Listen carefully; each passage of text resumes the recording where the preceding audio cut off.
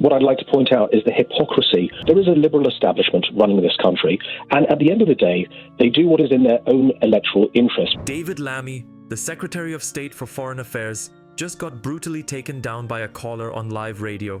Honestly, you've got to admire how fearless the British public is, ready to take on anyone from the Secretary to the President themselves. A lot of people in this country are sick and tired of it. The caller didn't just speak out. He tore into the liberal establishment with a passion that definitely deserves a round of applause. And the surprising thing is that on the day David Lammy faced his unexpected challenge, he was live on a popular radio show, a platform typically used by politicians to discuss policies and connect with the public. There is a liberal establishment running this country, and at the end of the day, they do what is in their own electoral interest. If it had been a recorded show, they might have edited out this spicy bit. This particular appearance of David Lammy on a lively talk show was intended to be a routine discussion of current political issues, but it quickly turned into a dramatic confrontation that captured the attention of listeners across the nation. Which is why you've got a rampant, out-of-control culture war that we've had. What I'd like to point out is the hypocrisy. As Lammy fielded questions and shared his viewpoints, an unexpected call from a listener dramatically shifted the atmosphere. The caller, with a calm yet assertive tone, directly challenged Lammy, accusing him and others in power of belonging to a liberal establishment that prioritizes its electoral interests over the genuine needs of the people. And by the way, in that Liberal centre, I incorporate Rishi Sunak's Conservatives, the Liberal Democrats and the Labour Party. This accusation set the stage for a heated exchange that would delve deep into issues of political hypocrisy and the ongoing cultural conflicts shaking the nation. The caller's critique was sharp and unyielding. He argued that this so-called liberal establishment, which surprisingly included figures from various political spectra, like Rishi Sunak of the Conservative Party, the Liberal Democrats, and even Lammy's own Labour Party, was orchestrating a rampant out-of-control culture war for their own benefit. You would describe Rishi Sunak's Conservatives as liberal? Yes, I don't believe in this division between Team Red. The intensity in the caller's voice as he detailed this hypocrisy made it clear that he saw these actions not just as political maneuvers, but as a betrayal of the public trust. Furthermore, the caller lamented the impact of these culture wars on society, passionately voicing a plea for a return to normalcy where common sense and mutual respect could prevail over extreme partisanship. Team and Team Blue, as far as I'm concerned, there is a liberal establishment running this country, and at the end of the day, they do what is in their own electoral interest, which is why you've got a rampant, out-of-control culture war that we've had. His words struck a chord with many listeners who were tired of the constant state of turmoil and longed for a political climate that upheld their rights without infringing on the rights of others. The public reaction was immediate and powerful. Social media lit up with discussions and debates, with many expressing support for the caller's frankness. A lot of people in this country are sick and tired of it. A lot of people in this country, I think, want to return to normality where, yes, it's okay completely to be gay, to be whatever you want to be, to believe whatever religion you want to believe, but don't infringe on the rights of other people. Okay. This incident drew comparisons to past confrontations where brave individuals had challenged high-ranking officials on live broadcasts, reinforcing the British tradition of not shying away from tough conversations with political leaders. These moments are pivotal, as they not only provide a platform for direct dialogue, but also serve as a barometer for the public's sentiment towards their leaders. That's really what people want. That's the extremism that I'm talking about. I think I remember my own name, David. There's no need to say Mark. Such confrontations have a profound impact on how leaders are perceived by the public.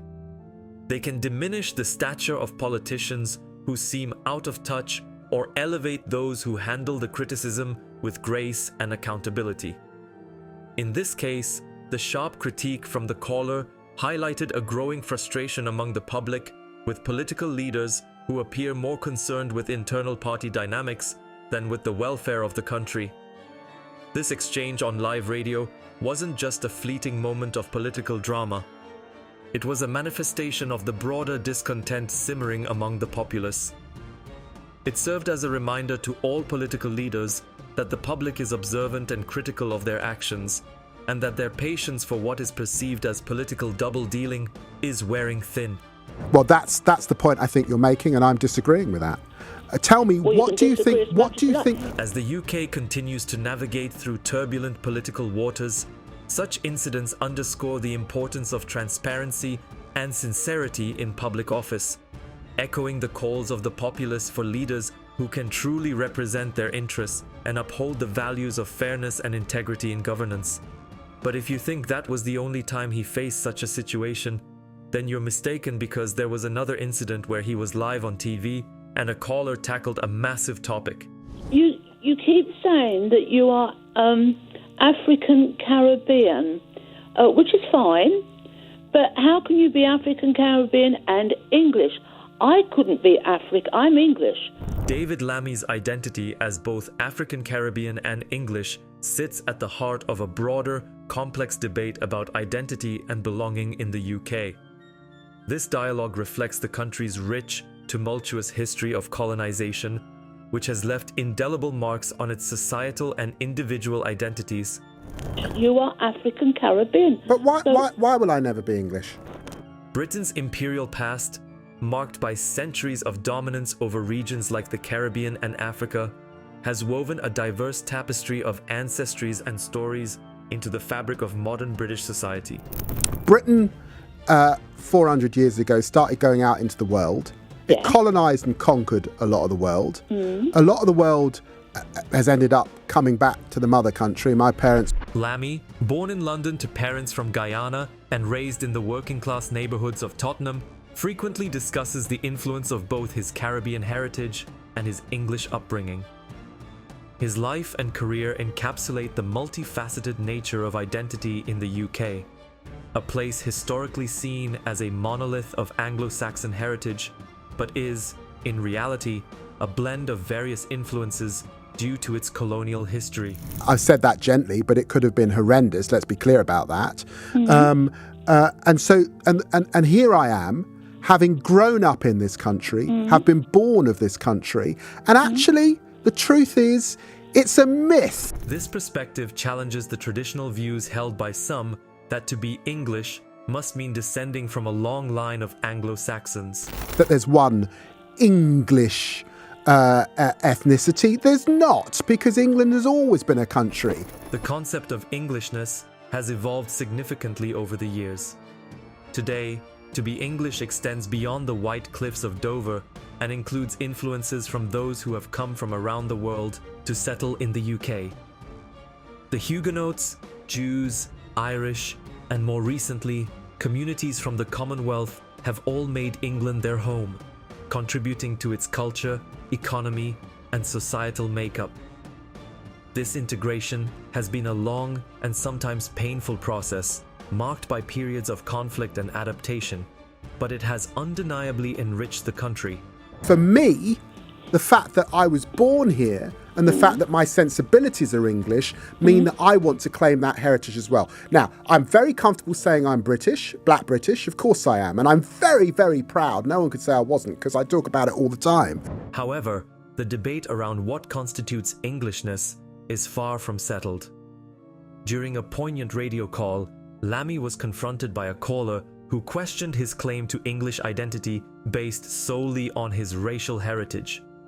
This moment underscored the ongoing struggle to define national identity in a way that encompasses the reality of a multicultural nation. Lammy responded by sharing personal anecdotes about his life in Britain, asserting that his experiences and sensibilities are quintessentially English, regardless of his ancestry. If I was born in the Caribbean, as a white person, I certainly wouldn't call myself well, I'm afraid Caribbean. you obviously have you ever been to the Caribbean, Jean? These discussions highlight the societal implications of defining national identity in ethnic terms. When identities are seen through a narrow ethnic lens, it not only diminishes the experiences and contributions of those who do not fit the traditional mold, but also perpetuates a cycle of exclusion and division. By challenging these stereotypes and expanding the understanding of what it means to be English, figures like Lammy play a crucial role in shaping a more inclusive national identity. Significant white Caribbean populations who have been there for hundreds of years, and they are significantly more Caribbean than I am. This ongoing conversation about identity in the UK reflects a broader global dialogue about what it means to belong to a nation. Is it defined by ancestry, by birth, by allegiance, or a combination of these elements? As Britain continues to grapple with these questions, the stories of individuals like David Lammy will remain crucial in challenging outdated notions and fostering a more inclusive understanding of nationality in the 21st century. If you want to hear more about the discussions people hesitate to talk about, hit that subscribe button and ring the bell.